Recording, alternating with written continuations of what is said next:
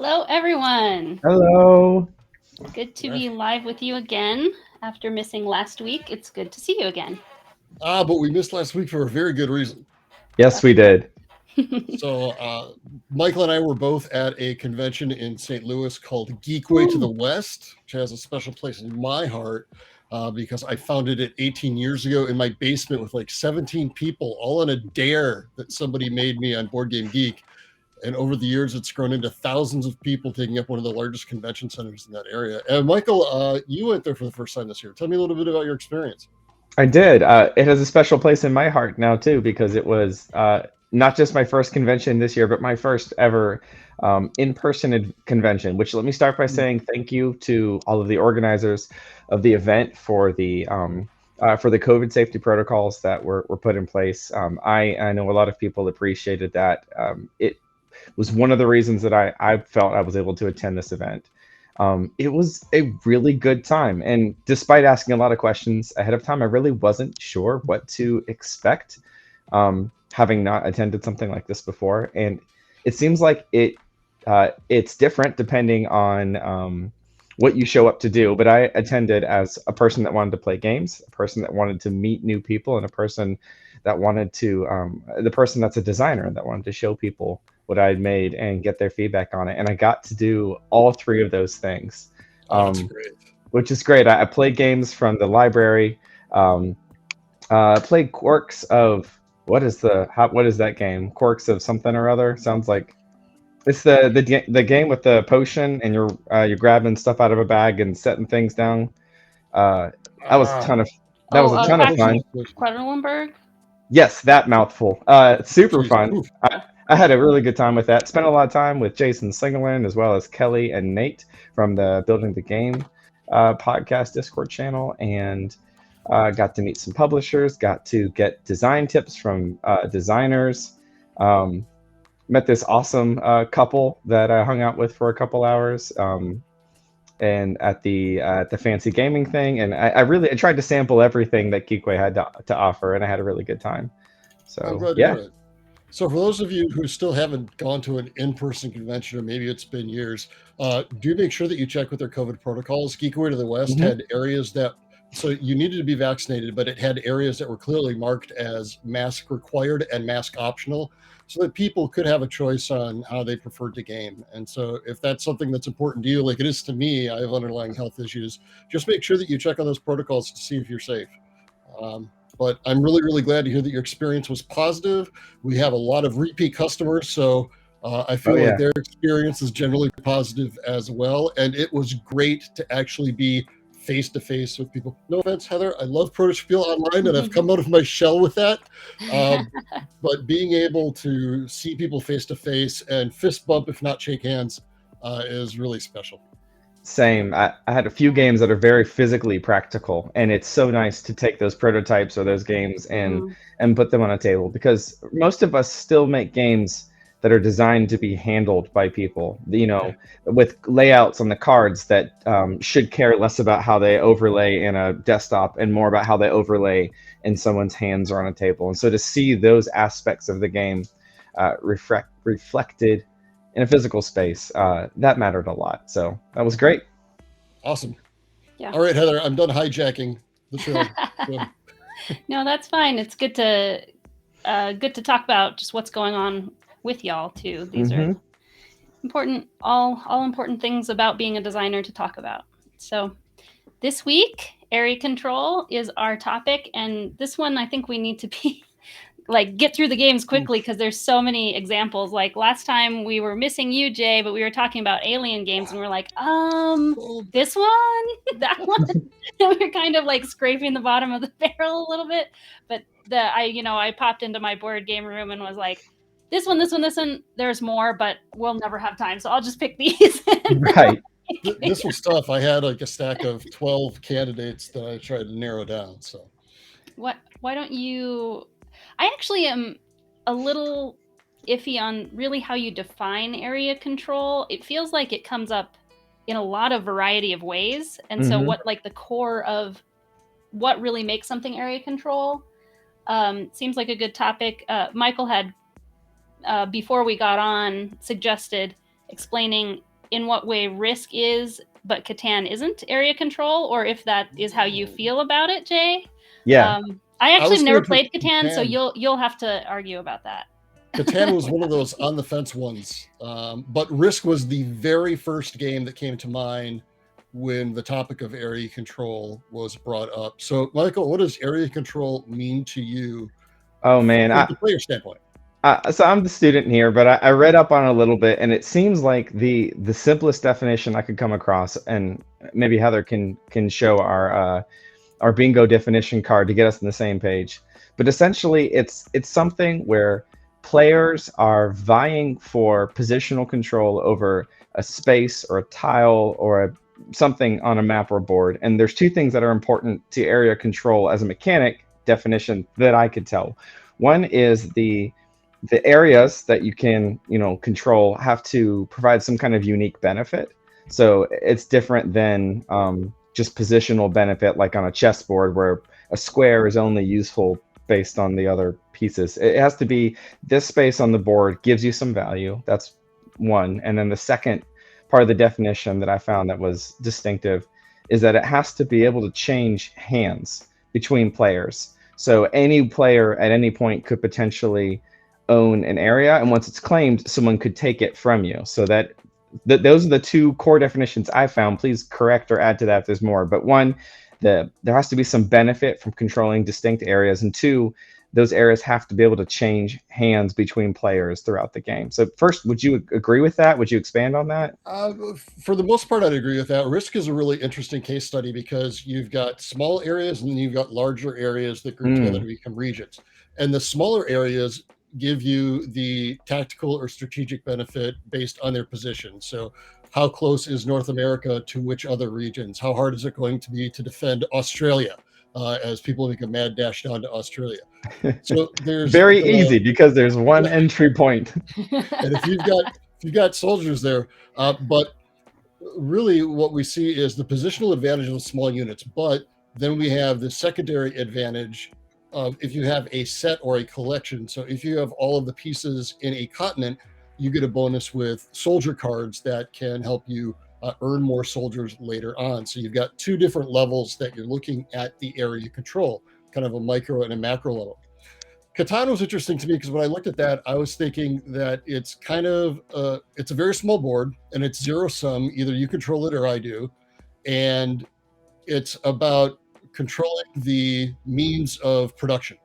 So controlling sheep, controlling things like that. But the exchanging of hands, you're exchanging the resources. You're not really, unless you're adding expansions, you're not really wresting control away the way you are in a lot of other games.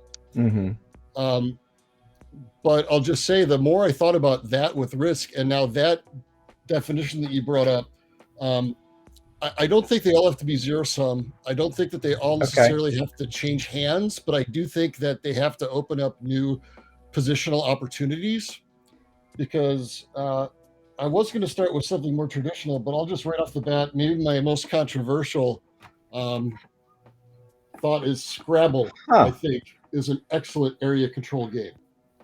If you think about it in terms of Risk, the letters are your soldiers, and the board definitely has positional advantages by having double and triple letter spaces and double and triple word spaces, and they're limited. So you see an expansion across the board where it's a limited amount of space, limited amount of resources between the letter tiles that you have, the spaces on the board, and those high scoring regions. So you're basically looking at it as a field that you're trying to control in battle, even if that's not how your brain is framing it at the time. But the more I thought about it, and then your definition there, I really do believe that Scrabble is an area control game. It just uses letters instead of soldiers. But you can't take them back. Like you can't. No, you so can't. You don't think that that's a requirement for area control, that if it like your access to it is not guaranteed once you take it, basically. I don't. I think that we could split hairs and talk about area denial, which is just positioning yourself to prevent other people from getting that, and that's seen in a lot of different games, either physical space on the board or hate drafting in games that you draft like Seven Wonders, knowing that the next person really needs military, so I'm going to draft the military just because I don't want them to be able to play it. Like, that's a completely, area denial is a completely different way to look at this. But for area control, I do think, would you consider Go an area control? Oh, I yeah. I was That thinking changes that hands too. a lot, but it's also very, very simple in terms of predictable patterns and Mhm. very clearly calculable for high level play, calculable moves that are just better than others or calculated to be the best move in that situation, Sure. And I which feel would like make it a little chess bit more like chess. also is area control. Mhm. So I think I'm not going to argue with either of you, but I think what listeners might be familiar with is within this broader definition of area control, there's a pretty specific hobby game subset that I'll just try and define for our purposes in the call, which is area control, where you get a steady income from controlling something, and then in that same mouthful, you can also have that thing change hands. So everything you're describing is definitely area control from like a broader standpoint. And then I think a lot of people would be familiar with games like Scythe or even like Risk, where the longer you control a specific area, you're going to gain some kind of income. And so I guess that's a subset, but it's also I think it's a ubiquitous enough subset that when people think of area control as a mechanic, their brain, if they're a hobby gamer at least, is probably going to jump there. I want to hold this thing. The longer I hold it, the more resources it generates for me, the more somebody else is going to want to take it back from me. And we're going to fight over these different areas because of the resources they generate and the fact that they can change hands. Is that actually another mechanic, though, Jay? I don't know what it's called, what it would be called, but like the fact that you're getting income from holding area is not necessarily, that doesn't have to happen for it to be an area control game, but it's another thing. Yeah. Right? And then you could talk about, is resource management a mechanic, or is resource management a tool that you use to achieve some other purpose, like building an engine? So I think area control games lend themselves extremely well to, let's say, inching your way toward the final goal, whether it is generating resources that you're going to be using on future turns, you're going to be earning money, you're going to be earning wood, sheep, whatever that might be, or it's getting you closer in terms of just victory point accrual over the course of time, because you have a specific set area that is going to score more and more as the game goes on. And then you've got other simple area control games that, like Risk, area control it has a binary outcome of win or lose. It's not by how much, it is just by controlling the area. So it really depends, but I do think it marries very, very well with an accumulation over time, a help to race toward the end, whatever that might be. And one of my favorite area control games of all time is Eric Lang's Chaos in the Old World, which I think does a great job because it is asymmetric, which I don't think you see as often in area control games, because most people have the same access to the means of production. In Chaos in the Old World, everyone's got a different ability. They've got different ways to score. There are 3 different end game conditions. So depending on which of the ruinous powers you're playing at, you might take a different tact in different games and interact with the other players in different ways. So each person is trying to control the areas, but for a different reason and using different tools to do it. So it is sadly out of print right now. A lot of people think that it is the spiritual precursor to Blood Rage that he designed, which was extremely popular. But if you have a chance to get your hands on Chaos in the Old World, or even just watch some videos of people playing it, I think it's not only an example of excellent design, but I really think that it captures a lot of the different things that area control can accomplish. What is the reason it's called that, Chaos in the Old World? Like, what does that even mean? It was based on the Games Workshop license and their Warhammer license, based on the Fantasy Miniatures tabletop game. Has a very, very deep mythology. And part of that mythology are the 4 ruinous powers, Tzeentch, Slaanesh, Khorne, and Nurgle, who end up working behind the scenes, and all of their dark machinations are why the world is as screwed as it is. Is that these Yes. folks? Okay. So in this game, instead of playing These fellas right here. instead of playing as the good guys, or instead of playing as the Empire, you're playing as the bad guys and villains trying to corrupt and destroy everything. And the more corrupted and destroyed the board gets, the better you're doing. Huh. That's a wild inversion. It's fantastic. So what this about is a classic? Oh, go ahead. what about Acquire? Like, I have played this once, and it's been a while. What, have you played it, Michael? No, but it immediately makes me think of a game called Cathedral, which if there's room on the queue, I'll throw that in there. Okay. Yep. No, I haven't. So tell me about Acquire. Yeah, you'll be able to explain it way better than me, Jay. So I kind of forget, but I know that it's like once you have something can be glommed into it, right? And they represent, and you've got people that represent shares in the marketplace. And if I'm remembering properly, the more spaces that you have, the more that marketplace is. You can see that each color has a number of tiles connected to it, but when it starts to run into tiles of another color, they're touching diagonally instead of orthogonally. Unfortunately, it's been too long since I've played Acquire, but it's one of the most well-known games by Sid Saxon, who was a prolific designer in the 70s and 80s, and wrote several books on game design. And it's gone through 7 or 8 editions, and I know that the purple box edition is one that is out of print and hotly contested, so I was really pleased. But looking through my collection, I realized that I had 3 different editions of Acquire, as well as 3 different editions of one of my other favorite area control games, which is Condottiere, which is interesting because it is a card game that you are trying to basically win hands of cards. You can think of them as tricks. But when you win a trick, you get to take control and place a token on a region of the board. And to win the game, all you need to do is have 5 connected regions of the board.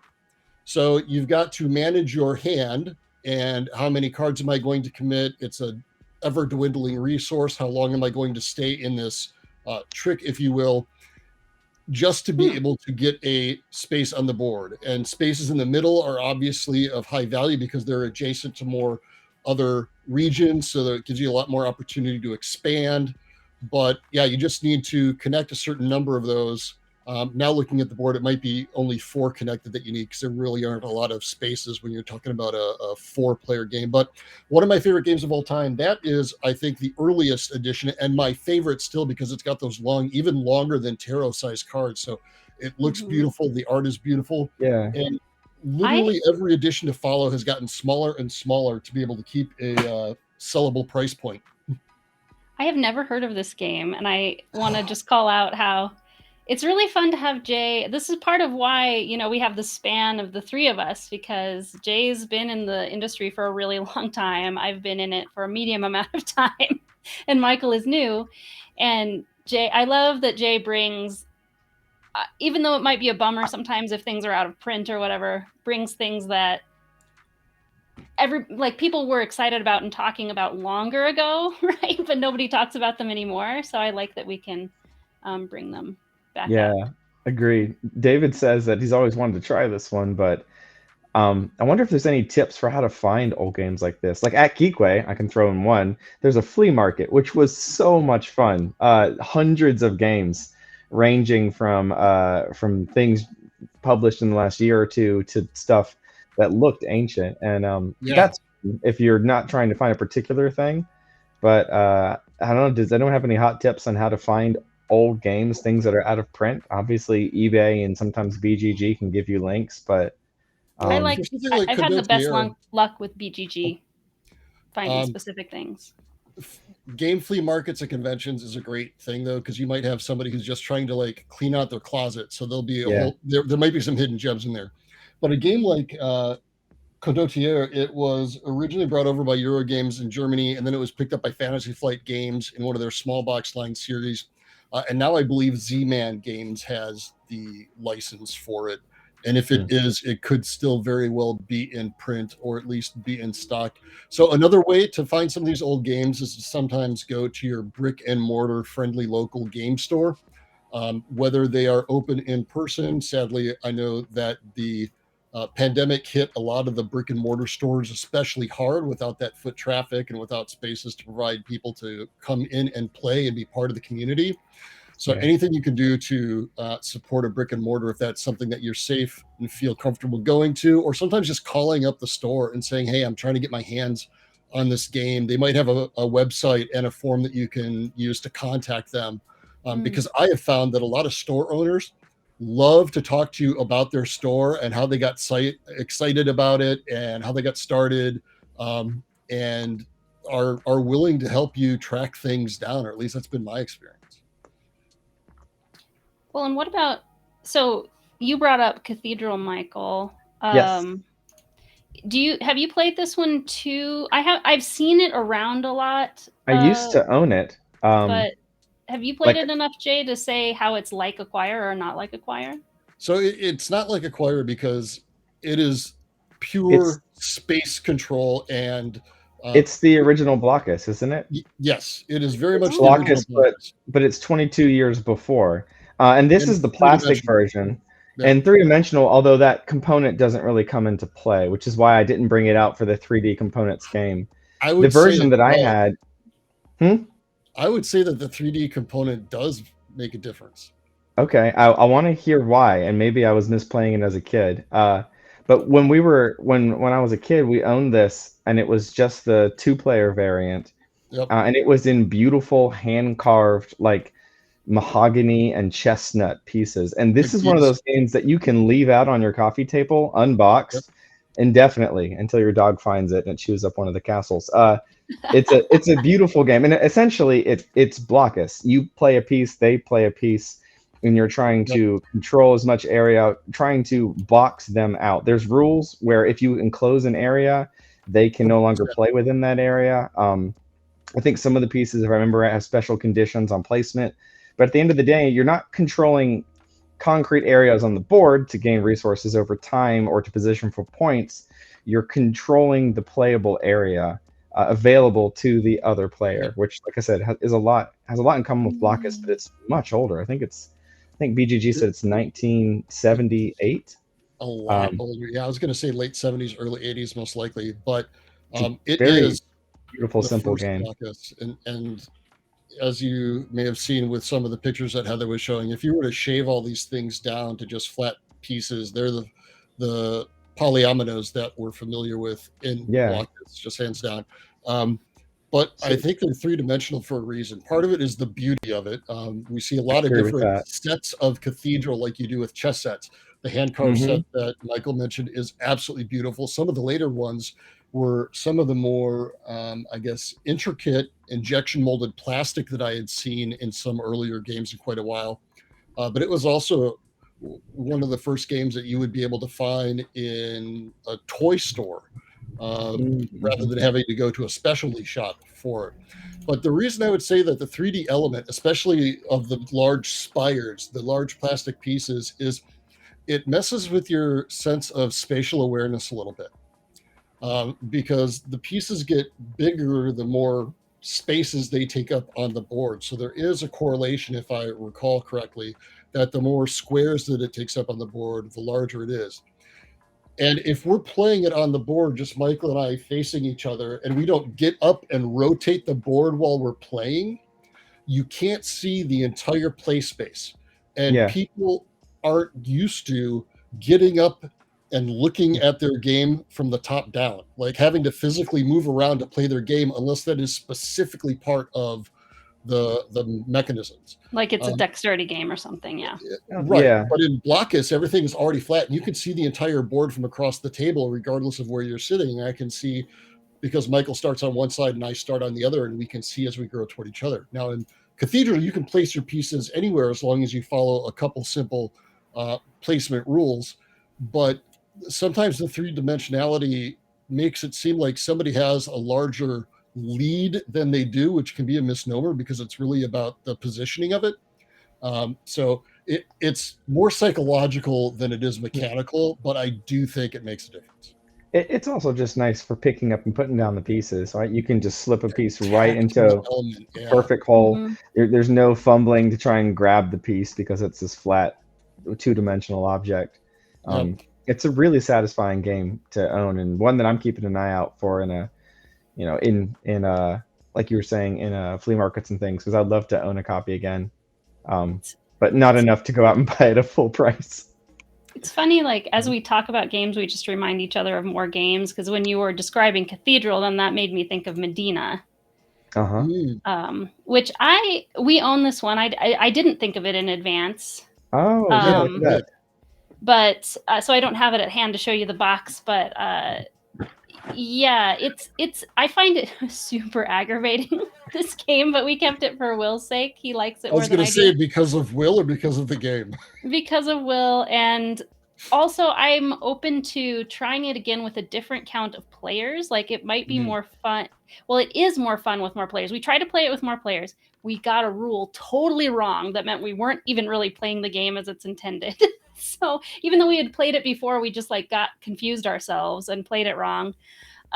So I'm open to playing it one more time with 3 or 4 people and seeing how that goes, because then you can pick on each other. Like, if playing it 2 people, it's just this really, it's like dots and boxes. And there's something about it that's just irritating to me more than it's interesting and engaging, but yeah. Dots and boxes. Speaking of dots and boxes, Mayfair Games came out with a series of crayon rail games that people might remember. I think this was 80s, late 90s. Mayfair, and this was designed by Darwin Bromley and Tom Wham. Tom Wham designed a lot of lighthearted games, especially small, fanciful games for TSR that would appear in the Dragon magazine, whereas Darwin Bromley kind of managed Mayfair Games, and he was the one who brokered the deal that brought Settlers of Catan to the States.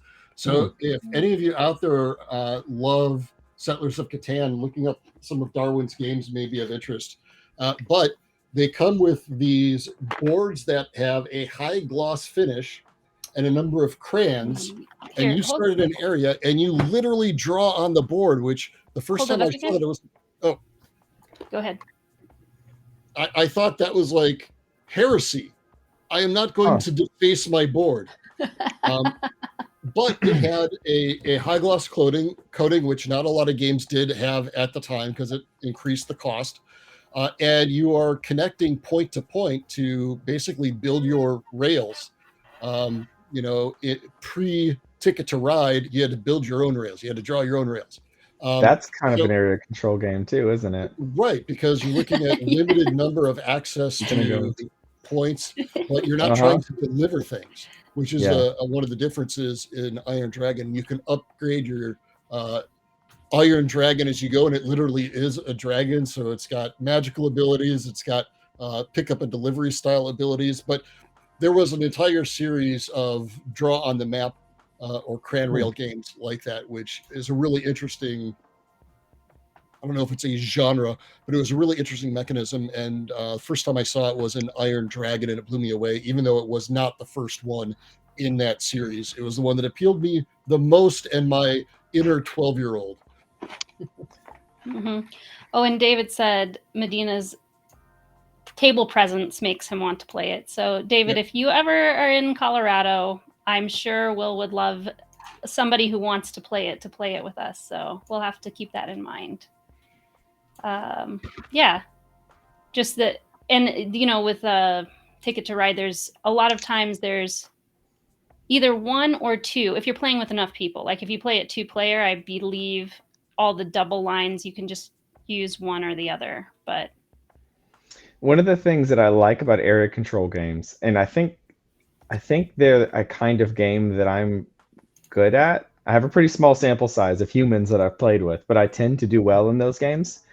And so that's an aspect of them that I really enjoy, is that a lot of area control games ask the player to understand the other players at the table and their goals well enough to know what they're going to do at least one turn in advance, and then to factor that into your planning. So when you're playing Ticket to Ride, you're thinking about not just how do I get from A to B, but what do the secret goals of my opponents appear to be? Where are they trying to get through? How likely are they to cut me off at this pass? And should I prioritize this route over another? In Scythe, there's a lot of thinking about what are their goals? What is their ability to move? How likely are they to try and claim this area? How contested is that space? And should I go there first? Even it's not really, we're starting to bleed genres here, but a lot of worker placement games where you place on limited action spaces, where if you control that space and only you can go there that turn,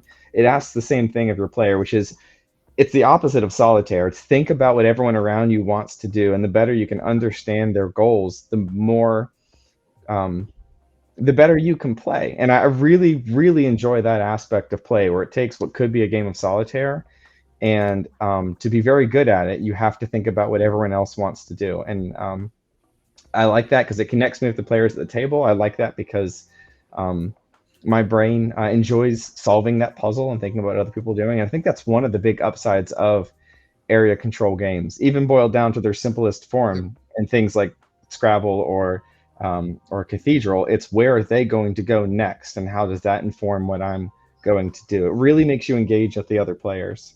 And then sometimes area control is just a subset of the larger game.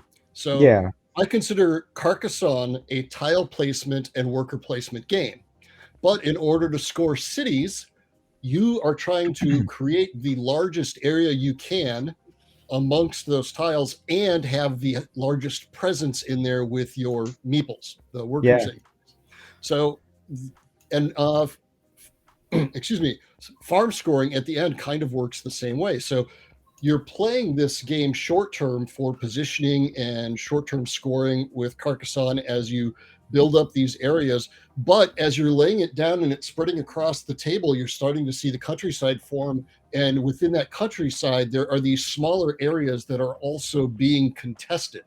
And sometimes those are the ways, particularly with cities, or if you can grab a large farm at the end, where you can see vast swings in the scores. So I think it can be both the main draw of a game, or it can be kind of a smaller part of a greater game. I think Carcassonne might represent that better than any other game that I can at least think of off the top of my head. That makes a lot of sense. I have El Grande. I almost grabbed El Grande, as Dave mentioned there in our chat. I absolutely love El Grande. It has a beautiful table presence. It was one of the older German games that didn't even come with English language rules. You had to wait until somebody on Board Game Geek translated it, then print it out and staple it together and read them. I'm serious. Like a lot of the early games, that's what you had to do. So Condottiere was like that. El Grande was like that. There are a number of Diemacher was like that. I've got dozens of games that just have printed out and stapled English translations of the original rules for the older editions, because that's the way we rolled back before many of you may have been born. No, I think we're probably at least alive. Maybe not Michael. Well, I will say, literally just yesterday, I was going through my collection with my son to show him some 3D elements of games like the tower in El Grande. And I opened that up and a few others, and he's like, printed paper? Really? That's what you did? And it was just wonderful. So funny, because that's not what he's used to at all. David has just shared. Oh, you go ahead. You go ahead. I want this to be one of our topics for a future. This could be one of our categories for a future topic. Just something impress European man with something wealth power. Yeah, it definitely defines a whole subgenre of game. That's what El Grande. While El Grande is incredible, it is in that cat. It started in that one of those that started in that category. Yeah. Yeah. So I think 6 of the games that I have stacked around me actually could be stripped down to that. It's interesting. Yeah, a lot of games, especially the ones that came out of Europe, I get the impression that they were looking back in time to like feudalism and there just wasn't a lot of creativity and theme, or at least I'm not the games that I'm aware from that area didn't have a lot of the creativity and theme that I'm so thankful for now. I go to a playtesting event or even a published event with new games, and the theme is just wild. You'll get ideas you never thought of being gamified. So I'm thankful that games have grown that way. High fashion designer, like Mhm. being a high fashion designer, trying to come up with the best clothing line. Ryder Knizia did it with the card game Trendy, but now I've seen others, and there was a fantastic game about interior design at Geekway to the West, where you actually are building the outline of a home and then you're filling it with furniture and things like that and scoring based on that. I'm like, that's crazy. There are classes on interior design at UW Stout that students would love this game. You're not talking about Floor Plan, are you? It's a different game than that one? Floor Plan is different because that is a roll and write that actually has you drawing floor plans for David said Decorum. Yes, Decorum. Thank you. Oh, that's what it's called? Okay. Yes. Awesome. I have an idea for a game based solely on the pun in the name, where you are like a hitman assassin style player as a character, and your goal is to take out your target using exclusively interior design by creating this like Rube Goldberg machine, and I want to call it interior motives. And you just have to lay out the floor plan in such a way that like they walk in, they trip over the broom, which knocks over the goldfish, which spills onto the electrical outlet. We'll see one day. But I like that I like how wacky and wild you can go with game direction, and if you can make it fun mechanically, you can do just about anything you want. Maybe that sounds more like a cartoon vendetta, like Tom and Jerry or something like that. Yeah. It does. It doesn't necessarily have to end in death. It can be a wacky, lighthearted game, but the idea is basically to design basically a mousetrap type thing in either a series of cards or components or whatever, where you can set it up and trigger it, and but it's up to the user to make this wacky combination. Reminds me of the old video game, The Incredible Machine, or Tim as it was sometimes referred to. Yeah. Loved that. Speaking of wild and wacky game pitches, do we want to take a crack at ours for this week? Sure. Well, let me call out a couple of things because they are Protospiel tested games. So Bullfrogs is something, the first game that Thunderworks ever put out. And it's like an abstract, and I would say it's an area control. It's very much about like having the most frogs on a lily pad when a certain thing happens. Is how you get your points, how you collect cards and get points. And it feels very one of those games that Will likes and I struggle with, right? Very abstracty, and also it's like right over there, and I didn't think to put it over here. I won't get up, but Rurik is very hard to say, but that one is from Peacekeeper Games, and it's about the children of a czar, or maybe czar isn't the right word, and long ago, a wealthy Russia, European man. Well, yeah, what would have been Ukraine? Well, Kiev, like Dawn of Kiev is what it's called. Rurik, Dawn of Kiev, or whatever. It's however you pronounce that. And it's got a very complicated sort of action bidding system that is what allows you to get your areas. And we'll probably be playing it on Protospiel Tested one of these games, or one of these times, maybe hopefully over the summer. So they're, they at least... You are a son or daughter of the Tsar, so there's at least not only men involved, but definitely all the little figures look like little men. David asks, do you succeed with wealth and power? Yep, while impressing this Eastern European man. All right, well, I did make sure to get y'all a Boardgamizer randomized challenge, so let's do that real quick. I haven't seen this one at all. I didn't cheat last time. We're truly coming in cold to this one. All right, so the mechanic is area control. The theme is casket or African jungle, or at least that's how I read theme. Victory is that you have to capture the most, and there are no pawns or meeples. Interesting. No, capturing the most, but no pawns or meeples. Okay. My brain immediately goes to that meme from 2020, I think, with like the African burial procession, and there's a bunch of dudes carrying a casket, but they're like doing this dance as they do it. I know somebody has seen this. It was all over the internet for 9 months. Completely unfamiliar to me. It was a thing, and anyway. So casket or African what? Can you throw the Jungle. African jungle? Okay, I'll avoid the meme trap because there are a lot of prototypes that are based on memes, and I feel like the longevity of those games falls off really quickly because memes die so quickly.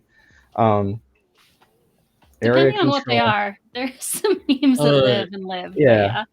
I would probably do this very cautiously as an extremely white man. But Yeah, I was leaning towards casket because that's a little bit closer to my. I would want to try to marry both of them and put them together and talk about like the ceremonies that the different African nations or tribes would use to honor their dead. And there are a lot of different tribes. Africa is such a diverse continent. And I know a number of Black designers who are very interested and invested in their cultural roots and design games around that. Damon Stone designed a game about the revolution in Haiti. But it would be fun to couple with a Black designer who has a completely different background and experience than me and try to come up with some sort of symbol that could be ubiquitous or maybe just African that you would place in areas on cards to represent different burial areas that have cultural or regional significance, whether it's all of Africa or whether it's in a single country such as Nigeria.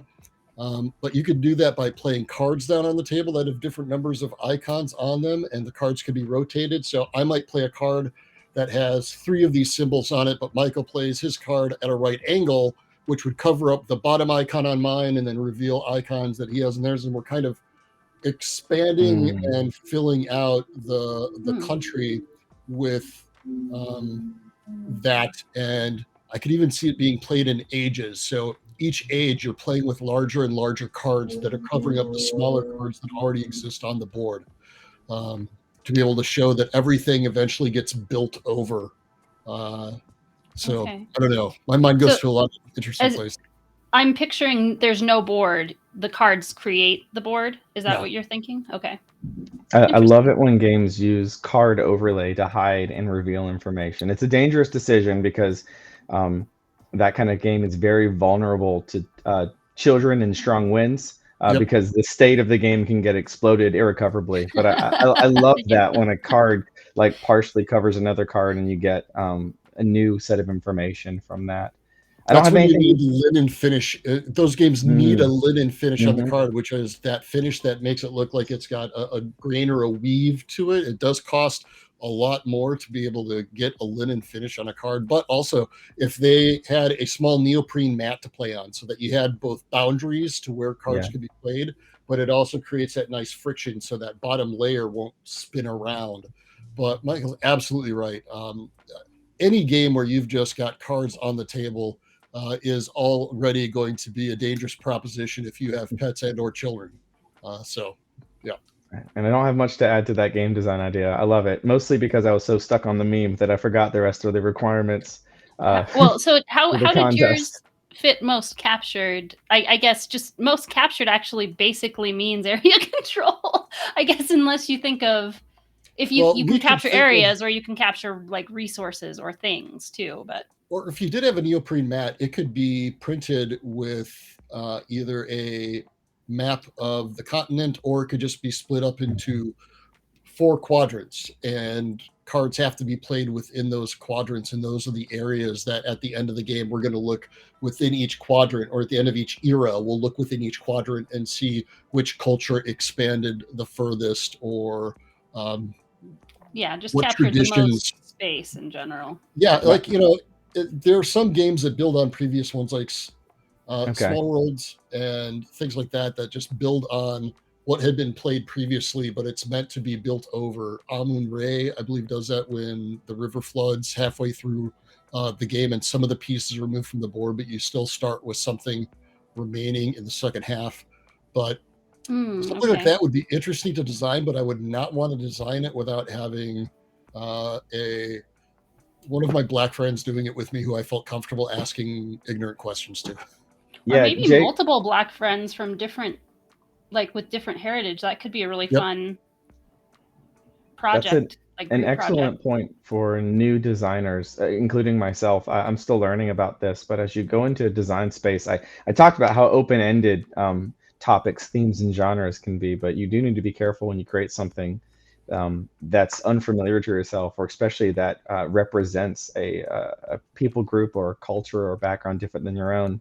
Yep. But thankfully, there are resources for that. I have a friend that's running a design, co-designing a game about Irish folklore, and he's working with not a designer, but just a consultant on that mythology to make sure that they're getting name pronunciation right and that they're not misappropriating any of that culture. And so, well, I haven't had an opportunity to work with one yet. You don't necessarily have to get someone in as a full-on designer. That's a great decision if you can, but people might not always have the time for that. But there are people that serve specifically as resources just for designing a game around an idea or a culture that's not your own. I wouldn't nudge someone to do that first because there's a lot of additional challenges there. But if that's something you're passionate about, seek help from someone that's an expert in the area. And I think you'll find people are happy to make something like that get done well.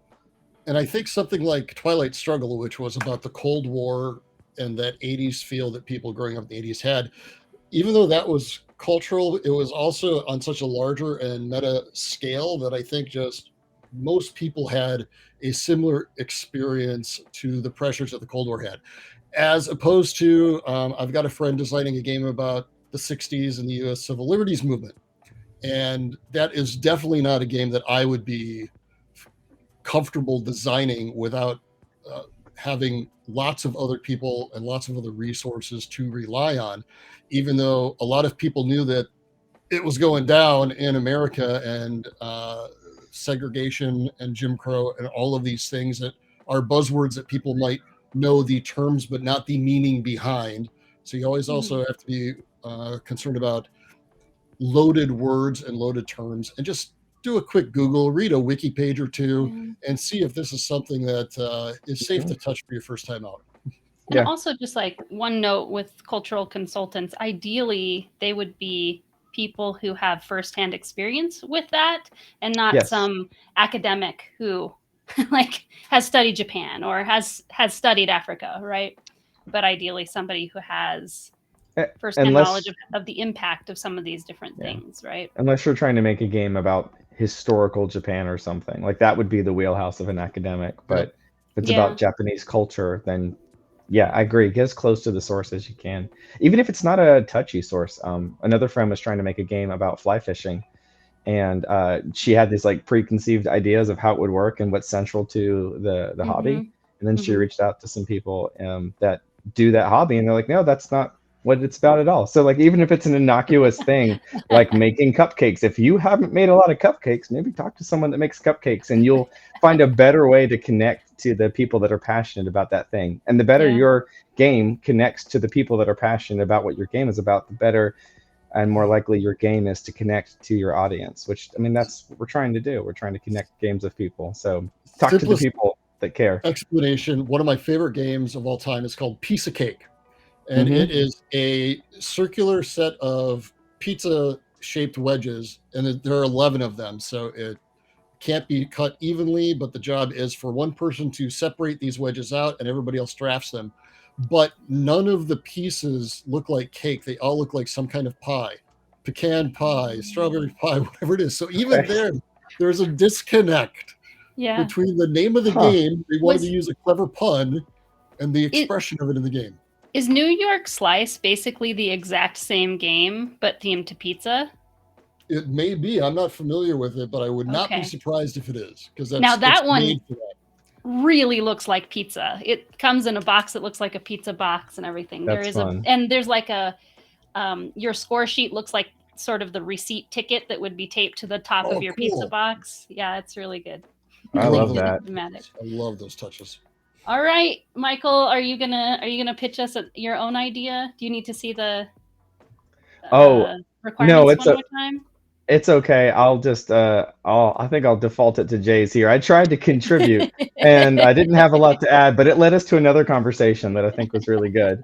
So the only thing I was going to add to that is when it said most collected, my brain immediately went to just collecting the cards. Right, you're playing cards, earning cards. Maybe there was a way to actually earn cards as a component, because one way to interpret that is to control an area, like Jay was saying. But another really easy way to see who got the most of something is just a physical thing you're laying in front of you. So maybe you could be building out some kind of set of cards in front of you that you earned by the actions you were taking in the game. I don't know. That's my 2 cents thrown in. I love the idea though that Jada had, and like always, now I want to see this game.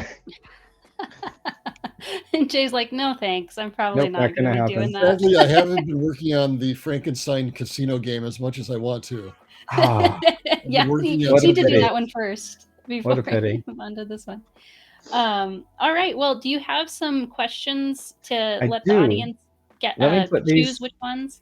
Let me So- put 3 questions into the chat while you give the overview. Yeah, let me give you kind of in case you aren't used to using Twitch, we also aren't super used to using Twitch, to be honest. So Nope. we understand if you're like, what do you mean vote, or what do you mean I don't know what to do? So at the bottom of the chat, I don't even think that you have to be set up to do chat to be able to do this. There's a little there are Spielbucks, like our channel points that you've been earning by spending time watching us. And you can, in fact, sometimes like a little number will pop up and you can click that to get bonus Spielbucks. Basically, it's like, hey, are you paying attention? You get extra Spielbucks for paying attention. So you'll definitely have a few Spielbucks if you've been watching us even for like 10 minutes. And inside there, you can click a little button in it. I'm trying to look over at my view of Twitch, and since I'm the owner, it looks all weird, but there's a little button for what you can spend your Spielbucks on right next to the how many you have. And so there's A, B, and C votes that only cost 10 Spielbucks. So from Michael, we have 3 options, and then you can vote for which one you want all of us to answer. Go ahead and read them, Michael. So question A is, tell us about something that happened that changed your values or your behavior. B is, when's the last time you did something for the first time? Or when did you last do something for the first time? And question C is, what is a fact about you that nobody would guess? So if you'll vote with your Spielbucks, we addressed this before, but you kind of have infinite votes, so you can't roll the vote too much. But if it's a tie, we'll give it to the first voter. Go ahead and drop them in there. We've got a vote for A from Zoe, a vote for B from David, and if no one else pitches in, then we'll go with Zoe's just because it was first. And just so it's not abrupt, I do have to leave right before the hour, so I might go first, and that way if we go long, I'll drop out. Because I could see that A and C, my answer could be the same, which is interesting. Oh, that is interesting. All right. So we're going to go with question A then. Thank you for voting. The question is, tell us about something that happened that changed your values or behavior. So it's been my experience. Oh, we're supposed to do timers with these things. I kind of pulled off of the 5-second thing because nobody wants to get a 5-second answer. It. Yeah. So they get to pick between the questions. It'll be 60 seconds. Yeah. These are a little bit deeper. A couple minutes. Otherwise, we're not going to be able to appreciate it or understand it. I will try and do. Well, I'm not going to worry about the timer because I'm going to run out of time trying to set up a timer. But in about 60 seconds for today's question. All right. So this could be really deep, and I thought about a couple different things, but I'm not going to share them. Because I actually had this conversation super recently at Geekway. I think it's super rare for humans to honestly change the way that they live in a meaningful way. And one experience that I had that did this for me was food poisoning. If you've ever had food poisoning, you might agree with me. It will absolutely change your actions and behaviors. So I won't go into any of the gory details, but for the first 24 years of my life, I was a eat it off the floor, leave it out for 6 hours and eat it again. I was not the least bit worried about food safety. And then one day my father brought home some eggs Benedict that had been in the car for a few hours and put it in the fridge. And I didn't have all the information, and I ate it. And 24 hours later, I regretted it. And 24 hours after that, I was still regretting it. And I have become a food safety just obnoxiously obsessed, like going into other people's fridges and checking the expiration date on the back of their ketchup. And I won't eat anything until I know how long it's been in the fridge. Expiration dates are a lie. They're not FDA required. I know. I understand. I know all the science. I know all the math. I will sniff cheese and meat before I put it on a sandwich. I am a different human being because of this experience. And the funny thing about that is that really does happen very, very rarely to us. There's definitely some more meaningful things that have happened in my life, but it doesn't happen often, right? People have perspectives and views informed by our world. And I think it takes an event like food poisoning to really change how we see and view things. So that's my kind of, you have to hit rock bottom. Right. So that's my example of rock bottom, right? Of appreciating something that people told me, but I never experienced firsthand. And the firsthand experience changed the way that I live and act. So anyway, that's my answer. Who wants to go next? Oof. That's making me rethink my answer. Oh, don't let that be an anchor for your response, wherever you want it to come from. Heather, why don't you go next? So okay, I think I can. There are a lot of things for me too, and I do think I've actually changed dramatically about some things, but a lot of them are not very comfortable to talk about. So yeah, Zoe was like, let's get uncomfy. I want that one. I want that uncomfy one. But one that I feel like is pretty probably relatable to a lot of people and also relates directly to Protospiel Online is when everything happened with George Floyd in 2020. I think that was a big shift for especially a lot of white people probably. And I realized I have cared about the plight of Black people, right? I have some Black friends. I have a few Black friends. I live in a very white part of the country, but I haven't realized that like I need to do more myself, right? Just caring about it is useless. and also I realized, I realized it's on me to make friends with them, to seek that. Yeah, I'm just making this excuse like, oh, none of them live around me. Well, try a little harder, Heather. Oops. Shh. So that's my minute. But yeah, I'll also just say real briefly that I also had been, because I'm a woman in the board game industry, I saw very firsthand how it depends on the one you're going to, but certainly Protospiels themselves had very few women. I would fight really hard to get women to come to, because of my murder mystery party, it has like male and female characters and I wanted even. And I just couldn't, not even if I promoted it to women and I pushed, I felt really like we need more women. And I was thinking about that. And then I went, wait a minute, there's no people of color either. There's also no people in the queer community. Okay, I need to expand. And I understood about diversity, but I didn't think about it as far as I should have been. So that definitely changed my perspective and made me, that was part of why I started doing the fundraiser to end systemic racism before I even launched Protospiel Online publicly, was because I wanted to make sure that it was a value that we were all doing that together. Mm-hmm. So, and Michael, I think that indicates that your time is up. If you need to I have to go. I will listen to your response later, Jay. Thank you, everyone. Heather, thank you for answering my uncomfortable question. I will see you all around later. Bye, Michael. Right. Thanks, Michael. I'm going to change my answer from what I was going to talk to about something that really surprised me that was changing, and that was the recent mass shooting in Buffalo. Within 24 hours of that happening, the head of our department at UW Stout sent out an email to all of the professors and instructors for the game design program. And we had a discussion about what is our responsibility as instructors and teachers to teach our students about game culture in addition to game design. And the reason that came up is because he live broadcast that on Twitch. Himself doing that? Yes. So the entire incident was caught live on Twitch, which is a game platform largely, not just this being used for board games, but a lot of people. So, esports, millions and millions of people use Twitch as a stream. And it is game adjacent. It's not something that we don't teach Twitch in game design, but it opened up a larger conversation about what do we talk about. And they were concerned about, do we talk about accessibility? Are we teaching them about accessible gaming? And not just colorblind modes, but ways to adjust different controls in a game to meet a wide range of capabilities. What are we doing about accessibility? What are we doing about inclusivity? And it was interesting because I've had a list of topics that I wanted to make sure that I hit every year.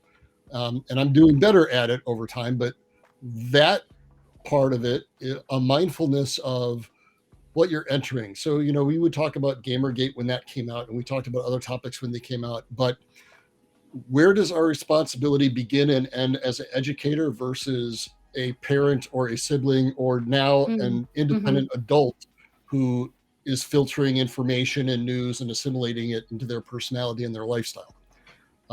So that's something that changed the way I thought about my role as a teacher, specifically as a game design teacher. And is it going to be part of your curriculum, actually, and not just when it comes up? Are you going to address it to the students you have at that moment, but kind of have a unit about this? Yes. So we do have a unit about inclusivity. We do have a unit about accessibility. And I've got stories about why it opened my eyes that we need to have those units as part of game design, because game design is more than just how people are rolling dice or scoring points or moving things around the board, because games are communal and we're generally playing them with other people. And so you've got a dynamic, and anytime you've got an interpersonal dynamic, you've got opportunities for both friendship and conflict. And so understanding all of these things is, I feel, part of the responsibility. I'm going to teach them how to design fun. And part of teaching them how to design fun is making them aware of some of the pitfalls that can be a barrier between someone and fun that you might not be aware of. Like color blindness is one that strikes across a broad spectrum of people and is often invisible. So color blindness is something that you might not even consider, whereas somebody who has a more visible handicap. I've met gamers who do not have a hand. So how do they play a video game with only a single hand? Right. So there are things about capabilities and accessibilities that I think I need to make students aware of enough that it is easiest to design for somebody just like you and with your capabilities, your background, and your experience. And it is easiest to design it alongside people who also have had your experiences, have had your struggles and things like that. So making sure that, hey, what's a really good thing to do the first time you get together as a design team? Talk about maybe off-topic subject matter, maybe talk about comfort levels, how people would like to be addressed, and that's just surface stuff. But spending some time at the beginning of a project can save a ton of time, a ton of embarrassment, and a ton of irresponsibility, and having to go back and say, I'm sorry, to a community that you really were hoping to serve. Oh, and if you could consider the microcosm of a playtest a project, actually, the things that you just said, I think are good for, specifically for kind of what Protospiel Online is here for, is to help with online playtesting. I think more checking in with each other beforehand would be good. And actually, you're bringing up something that we've been talking about in the background too, that we are thinking about creating ways to kind of remind everybody to do that. So yeah, thanks for bringing that up. I'll also mention, it's off topic here, but if you don't mind me mentioning, because going back to a physical convention for the first time brought this back to mind. Being online, we're used to being connected, but we are literally out of touch. And the thing that really shocked me. I went to an event at UW Stout for the first time. It was the first time I had stepped campus in 2 years. And then I went to Geekaway, which was the first time I had gamed with people in almost a year. And people touching me became a thing that had never been a thing before. So if somebody taps me on the shoulder and I'm not seeing them in my peripheral vision, or if they grab my hand or something because they want to get my attention, that would freak me the hell out. And now I started to better appreciate some of my friends in the industry who are women who are like, if you are touching me and you did not ask permission, or I do not know you and I am not expecting it, I don't know, Heather, if that's something that you could speak to, but I was like shocked and surprised by how uncomfortable I suddenly was with an element of community that had always been benign to me, had always been a show of friendship and maybe even the best of intentions, but it doesn't always come across that way. Well, when you're a woman, sometimes it isn't with the best of intentions either. So yeah, I don't like people touching me. I appreciate that people will ask, like, do you do hugs? And I'll be like, no. I will not say, oh, sure, even though I don't like them, just to please the person. I don't want people to touch me. I have to really be comfortable and really trust you for you to touch me, for me to be glad you touched me at all. Like, even like you're saying, like shoulder squeeze or something like that. I'm like, okay, that happened. Even a handshake. So well, now handshakes were more okay with me before, but now handshakes squeak me out. Yeah. What I like about the pandemic social interpretation, once we get back with real people, is the fist bump is now appropriate instead of a handshake. And I'm more comfortable doing that with the shoulder, because then I don't feel like I need to immediately Purex my hands after every single handshake. Right. Yeah. You know what I think it is about the handshake is that it's a mutual consent thing. Like, you're putting out your hand, I'm putting out my hand to you. You're not coming into my space and having kind of control over me, right? But I guess a hug is also a mutual control thing, but it's like, well, people can do the side hug to you, you know what I mean? But it's like, I don't really want to put my arms around you, Kate. Please step back. Yeah. So you and I have known each other for a very, very long time. So a fist bump, a handshake, maybe even like a quick side hug is something that I would be comfortable with and expect. Right. Maybe a fist bump with Will. Yes. I don't know his comfort level. Like, there are only so many people. And then there are other people where just a big hug is just out of the question, and others where it would be welcome and literally embraced. But a handshake is also strange, because if somebody is extending their hand, there's this social expectation that you do it too. Yeah. And if you're not doing it, then they're wondering why. Right. Well, that's why fist bump is nice, because you can be like, instead of that, fist bump, and then they can kind of pick it up. And Zoe says a hug puts you in a salmon. Yeah. If you well, happy salmon is actually you do a little, but you need the other person there to be able to do that. I wasn't trying to best express that here. Yeah, Zoe says hugs put you in a vulnerable position. Very. You know what's interesting is that, like, I don't like to be hugged, but I do think I need hugs. And before the pandemic, I was kind of setting it to myself, like, be willing to accept hugs, like really big, hard, like, oh, Heather, I accept you, you know, sort of hugs. But the pandemic kind of like put me way back on that. I'm not interested in that goal anymore. I'm really outgoing. I'm really gregarious. I'm a very large social space person when I'm in an area. When I went to UW Stout, they have a game expo at the end of the year. And so I went because I got to see a lot of students that I had in distance learning, but I had never actually met in person. And it was also my last opportunity to see the last class of students that I had in person were graduating. So I really wanted to be there. And at the very, very end of the event, I went and said goodbye to some of the students from my most recent class in the fall, because I didn't teach this spring. And I'm standing next to a small, petite student in my class, but I'm not looking at her. I'm talking to somebody else. And then suddenly I feel somebody like grab my shoulder kind of in a friendly way rather than just get my attention way. And I'm like, oh my gosh, what is she doing grabbing my shoulder? And then I feel somebody actually walking around and it's putting their arm around me. I thought the person on my left was doing it, but someone was walking past me, putting their shoulder on me, and then coming around me to make it a hug. Right. And it was a faculty member. And I was not expecting it from them either. So it was one of the most awkward positions I was ever in, because first I thought, as an instructor, you are always 110,000% mindful of your proximity to students and how you interact with students in a physical space. Right. But then you also have to do that with instructors as well, and just everyone. So, it was at a game event. So I cannot empathize with what it is like for you, Heather, but in some small way, I was made uncomfortable in a space that I had always felt safe. And that was an eye-opener for me. Yeah. Yeah, I mean, I think it's I like this new idea about putting on your badge like the level of comfort you have with hug. You know what I mean? That seems like something like just to make people a lot more aware of, because some people need hugs. And so I don't want to be too hard on people when it really isn't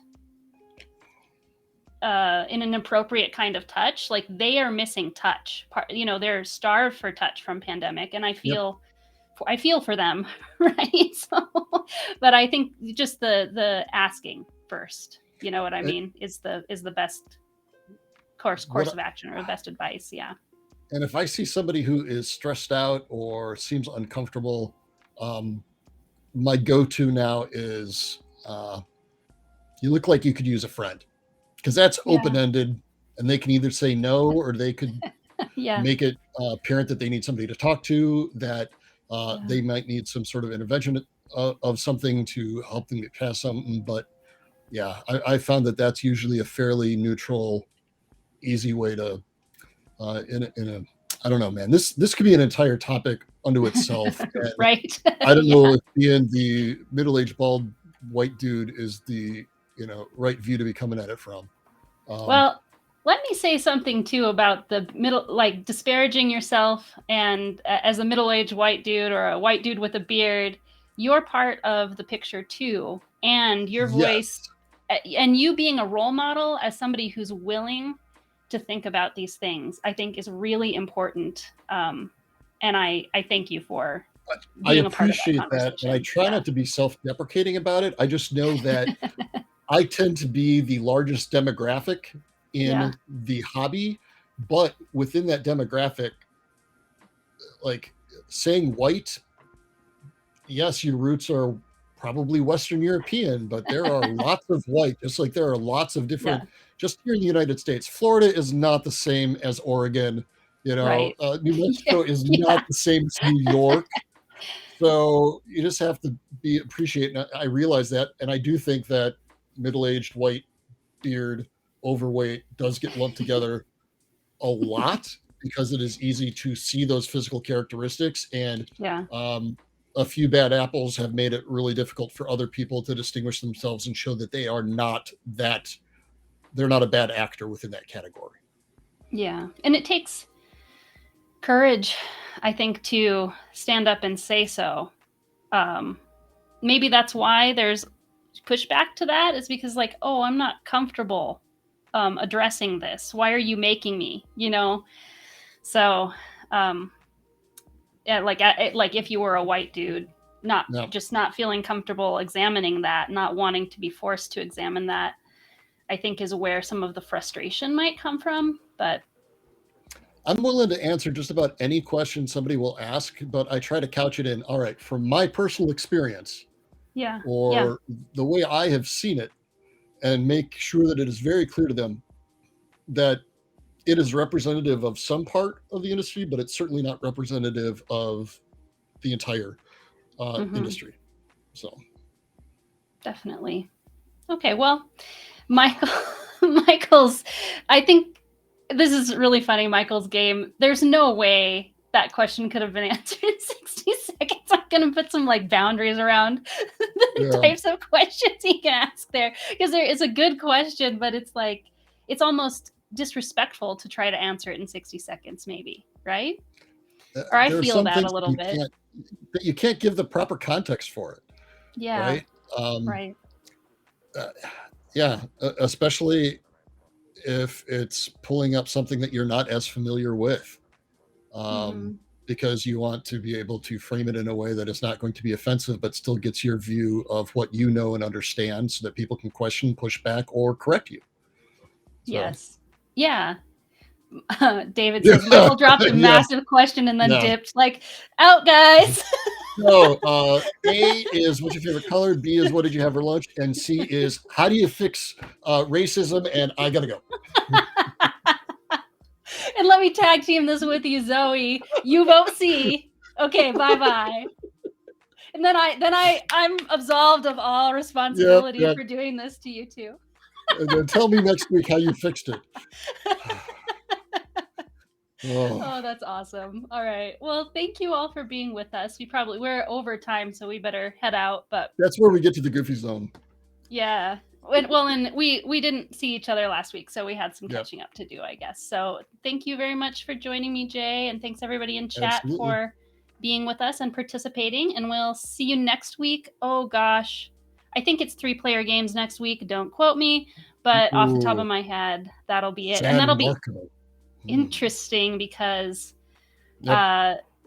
I play more 2-player games, and I'll be really interested to hear what you have to say about what makes a good, specifically 3-player game. That's a very interesting question. Designing for 3 is the hardest thing to design for. So when it says 2 to 4 on the box, you generally design for 2 players and 4 players and cross your fingers that it works for 3.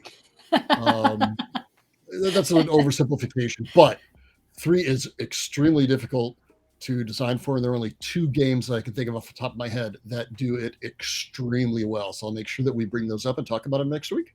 Cool. Awesome.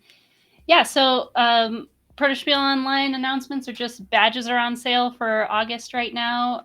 It will be August 26th through 28th, the next time that we run. So we're really early in the cycle and got a lot of different things coming your way that we'll talk about once we get them all figured out. So stay tuned for that, and thanks for joining us. Bye, everybody. Bye.